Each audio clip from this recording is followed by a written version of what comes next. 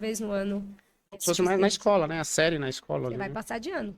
Aí você tem que ter. Então, eu acho que esse timing ainda a gente precisa acertar. Não ser algo tão longo, que aí o E, cara começar hoje, meu, vou virar mestre com 50 anos, eu vou é, virar professor com. E também não pode ser algo muito eu banalizado. passei por esse processo. Eu iniciei na capoeira com 3 meses e meio, 4. Eu peguei a minha primeira graduação de escravo. Cara, eu acho perfeito isso no começo, porque a pessoa, ela se sente pertencente à capoeira. A primeira graduação. As outras precisa ter um time ali, né? Aí eu fiquei 3 anos e meio com meu cordão de escravo. Aí peguei quilo. 3 anos e meio. É, Aí você demorou. não, só piora. Aí, com cordão de quilombola, como eu tive, fiquei lá com essa coisa com o mestre Hernande, e o mestre falava e tal, e dava os exemplos do que era na Capitães, Escravo. 3 anos. Não, depois qual que é a próxima? Nessa época era quilombola, não Quilombola, que é a tinha, segunda graduação. não tinha intermediário ainda. Aí, quando eu fiquei em quilombola, eu fiquei 7 anos e meio. Minha Porque eu nossa. falava assim, mas eu não jogo bem. Eu ainda não tô tocando. Porque como que é tocar lá atrás pra mulher?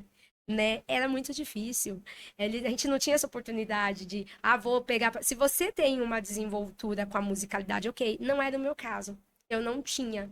Eu não tinha ouvido. Eu tive alguns bloqueios na minha infância que me limitaram na questão da musicalidade. E aí eu não conseguia assimilar. E não existia muita aula de musicalidade na minha escola, pelo menos. Aí eu fiquei 7 anos e meio no cordão de quilombola. De quilombola eu acabei, porque eu não ia nas graduações, meu mestre queria me matar. Gente, não façam o que eu É, fiz.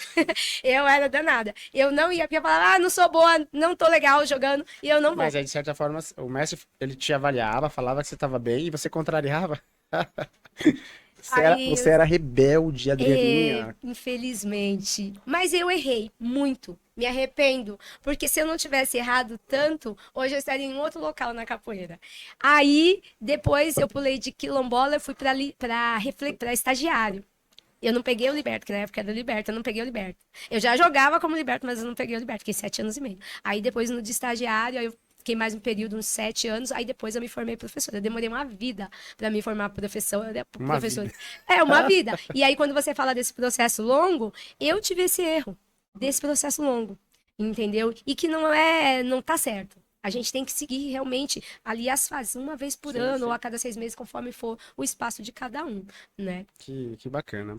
E o CLP, né? Capoeira na luta por políticas públicas, que é base do movimento na capoeira, nas escolas, né? Propõe inserir a capoeira como política pública escolar, né?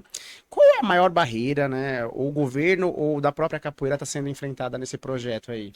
O CLP ele vem lá com o mestre Borboleta, finado mestre Borboleta, que é um cara muito engajado nas questões da capoeira quanto políticas públicas, um sábio, e junto com o mestre Anante das Areias, a gente estava num processo, eu estava junto também nesse processo, mais de aprender, né, porque eles são grandes mestres, Sim. e aí a gente começou nesse fomento, junto com a federação em determinado Qual momento, federação? aí depois Qual a que é a gente, federação? Federação Paulista de De Capoeira, capoeira. né, aí depois a gente seguiu por outros caminhos, porque o CLP tinha a função de trazer o projeto da capoeira nas escolas. Esse projeto da capoeira nas escolas, ele surge lá atrás com o Albano, que é um diretor, que é um professor de escola da rede